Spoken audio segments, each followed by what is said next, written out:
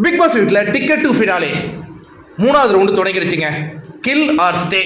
அதாவது என்னன்னா, அந்த பவுல் ஒன்று இருக்கு இல்லையா, அதில் இந்த நடுவர்கள் தான் எடுத்து படிப்பாங்க.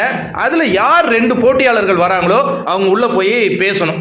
இப்போ 2 கார்டுமே இருக்கும். கில்லுன்னு ஒரு கார்டு, ஸ்டேன்னு ஒரு கார்டு. இப்போ நம்ம பேசி முடிச்சதுக்கு பிறகு இப்போ நான் நினைக்கிறேன் அவங்க ஸ்டே ஆகலாம் அப்படின்னா நம்ம ஸ்டே காட்டணும். இல்லை அவர் தொடரக்கூடாதுன்னு நான் நினச்சேன்னா கில் காட்டணும். அது அவங்க டிசிஷன் தான்.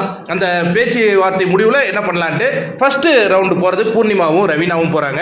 ரவீனா என்ன சொல்கிறாங்கன்னா, என்னை 2 ஆட்டத்தில் விளையாடவே விடலை, டக்குன்னு நான் வெளில வந்துட்டேன், இதில் எனக்கு ஒரு வாய்ப்பு கொடுக்கணுங்க.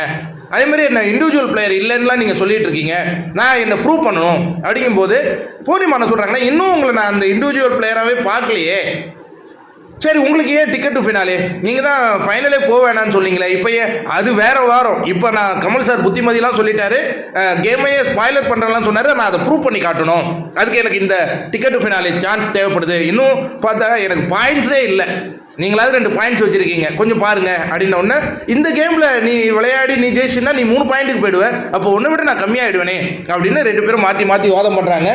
முடிவில் கார்டு காட்ட சொல்கிறாரு பிக் பாஸ்.